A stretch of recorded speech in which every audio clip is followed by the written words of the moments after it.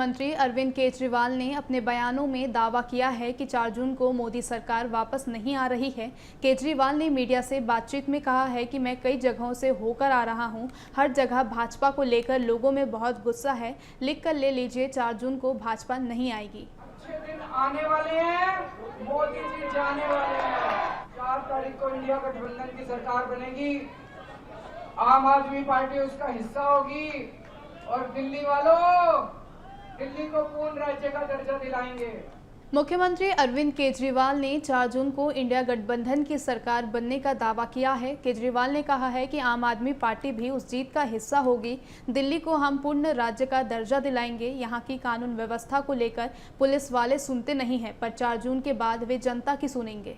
आने वाले हैं, मोदी जी जाने वाले हैं। 4 तारीख को इंडिया गठबंधन की सरकार बनेगी, आम आदमी पार्टी उसका हिस्सा होगी और दिल्ली वालों, दिल्ली को पूर्ण राज्य का दर्जा दिलाएंगे।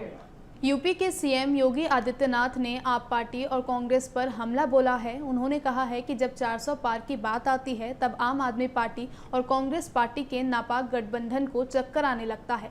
दोनों पार्टी मिलकर भी 400 सीटों पर चुनाव नहीं लड़ पा रहे हैं और उन्हें भय है कि जनता से 400 पार की हकीकत पूछने पर उन्हें जवाब मिलता है कि जो राम लाए हैं हम उनको लाएंगे। 400 पार की बात आती है तो बहनों और भाइयों, आम आदमी पार्टी और कांग्रेस के इस नापाक गठबंधन को चक्कर आने लगता है,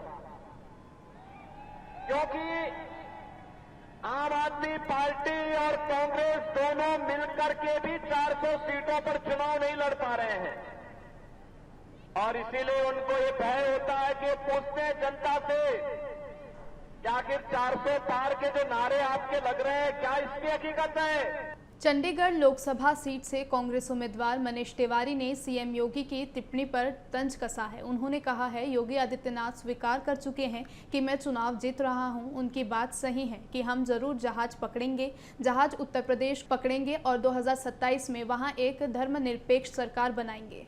ये पहले तो मैं योगी आदित्यनाथ जी का धन्यवाद करना चाहता हूँ कि वो स्वीकार कर चुके हैं कि मैं चुनाव जीत रहा हूँ, और दूसरा उनकी बात सही है कि हम ज़रूर जहाज़ पकड़ेंगे, जहाज़ यूपी का पकड़ेंगे और 2027 में वहाँ एक पंथ निरपेक्ष सरकार बनाएंगे।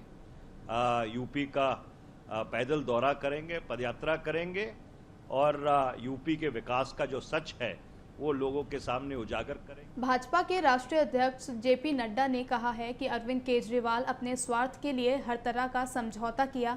पहले उन्होंने कहा था कि राजनीति में नहीं आऊंगा, पर वे राजनीति में आए। उन्होंने कहा गठबंधन नहीं करूंगा, लेकिन कांग्रेस के साथ गठबंधन किया।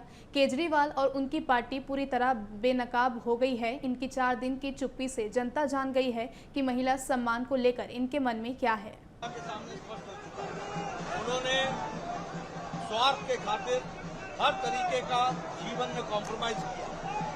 मैं भ्रष्टाचार नहीं करूंगा, जेल गए, भ्रष्टाचार में लिप्त है। मैं पार्टी नहीं बनाऊंगा, पार्टी बनाई। मैं चुनाव नहीं लड़ूंगा, चुनाव लड़े। मैं कांग्रेस से समझौता नहीं करूंगा, समझौता किया। मैं महिलाओं का सम्मान करूंगा, अपने घर में महिलाओं को पिटवा दिया। बिहार के छपरा फायरिंग मामले पर सारण लोकसभा सीट से पार्टी उम्मीदवार रोहिणी आचार्य का बयान सामने आया है।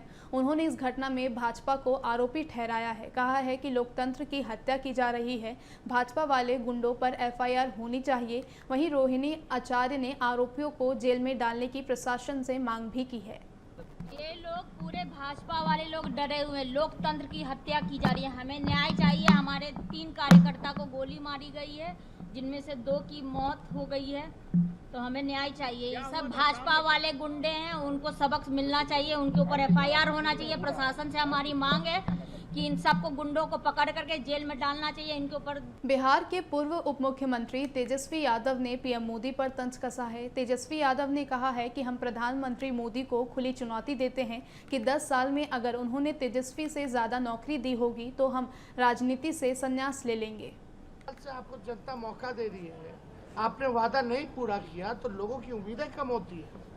हमें 17 महीने मौका मिला, हम 5 लाख लोगों को सरकारी नौकरी दी, 3 लाख प्रक्रियाधीन करा के आए, 4.5 लाख नियोजित शिक्षकों कर्मी को सरकारी कर्मी का दर्जा दिया। हम लोगों ने मानदेय दुगुना की, आरक्षण की सीमा 75% की, जाति आधारित गणना कराया, आईटी पॉलिसी मैंने बनाया, स्पोर्ट्स पॉलिसी हमने बनाया, टूरिज्म पॉलिसी हमने बनाया, इन्वेस्ट कराए, 50,000 करोड़ का निवेश है बिहार में, इसके लिए एग्रीमेंट कराए।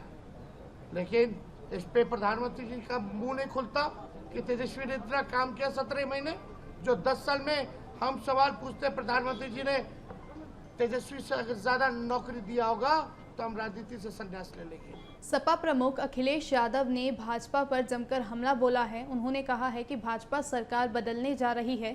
10 साल सरकार ने किसान, नौजवान, व्यापारी के साथ भेदभाव किया है।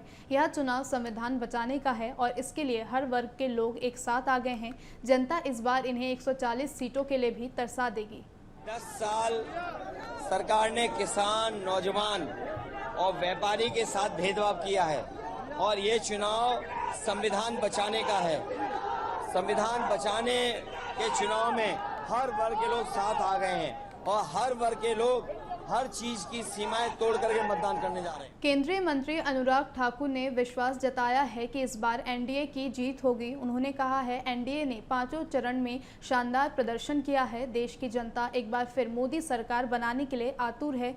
जनता देश में स्थिरता और निरंतरता चाहती है और मोदी जी के मजबूत नेतृत्व में ये जो ईमानदार सरकार चली है उसके काम को और आगे बढ़ाना चाहती है। दुनिया में भारत की साख बढ़ी है। ने 5 चरणों में शानदार प्रदर्शन किया है और 6ठे चरण में छक्का लगाएगी। फिर एक बार मोदी सरकार बनाने के लिए देश की जनता आतुर है।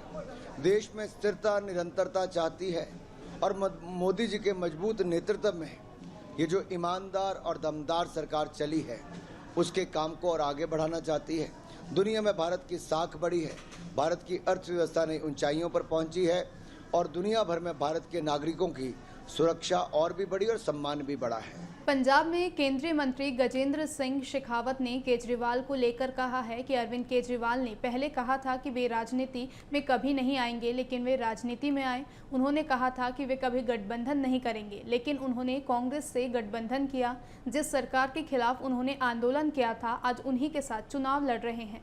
जब अरविंद केजरीवाल जी आए तो उन्होंने अनेक तरह की घोषणा की।